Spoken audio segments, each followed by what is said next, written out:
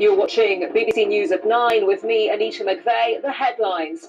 Gatwick's runway reopens for a limited number of flights after drones caused chaos for tens of thousands of passengers.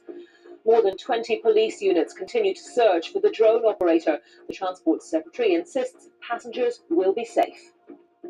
Clearly, there are a range of measures which are there today which should give passengers confidence that they are safe to fly. But the message coming out of Gatwick Airport still is, if your flight has not been confirmed, do not come to Gatwick Airport until it has.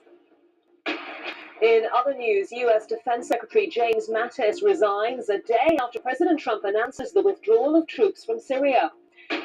England's chief medical officer calls for a tax on unhealthy food high in sugar and salt, accusing the food industry of failing the public.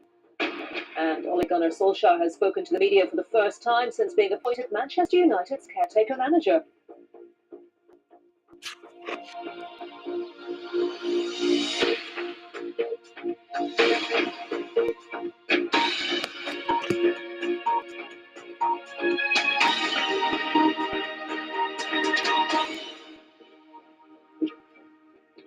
Hello, a very good morning to you and welcome to the BBC News at 9.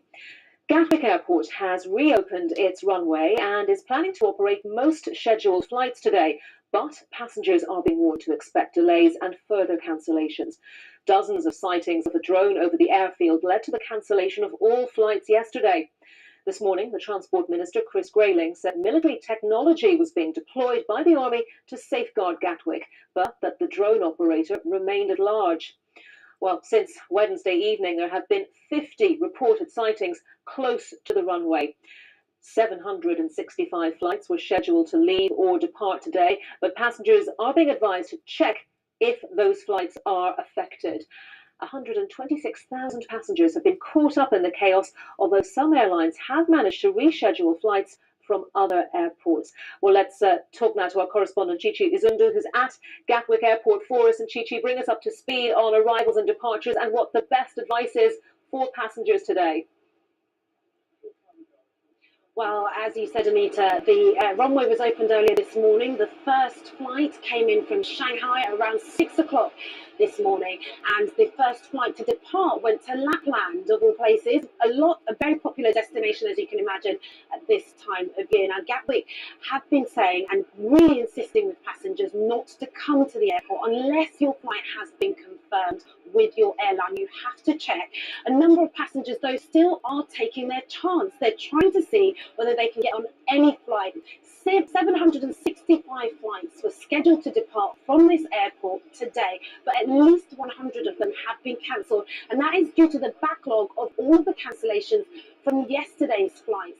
Now, what we do know is overnight there were further sightings of the drone, at least until about 10 o'clock last night was the last sighting of the drone. And police say they still haven't caught who's been operating it, and they still don't know the make or model. But like you say, they have put mitigating circumstances in and around the airfield to try and limit any more disruption to Gatwick Airport. This was what Chris Grayling, the Transport Secretary, had to say earlier today.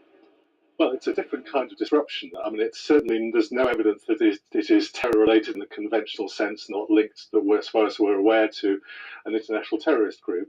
But it's clearly a kind of disruptive activity that we've not seen before. This kind of incident is unprecedented anywhere in the world, the disruption of an airport in this way. We're going to have to learn very quickly from what's happened. I plan to convene discussions with other airports around the UK very quickly indeed, so that they know what's happened, they understand what lessons need to be learned, and we've put in place every measure we possibly can to ensure that this can't happen again. So the problem now that passengers are facing is that it's not just this airport that is being affected. A lot of passengers are being told to check in here at Gatwick, and then they're being ferried to other airports like Heathrow, Stansted. We even spoken to some passengers who have been coached to Birmingham to try and catch their flights, because everything